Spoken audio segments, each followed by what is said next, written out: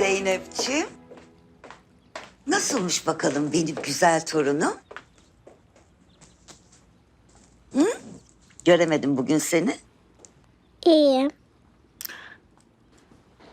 Zeynep'ciğim, seni üzen bir şey mi oldu? Hı? Anlat bakayım babaannene. Ha? Belki bir çaresini buluruz. Yok bir şey babaanne. Hadi ama. Bak ben belki halledebilirim kolayca.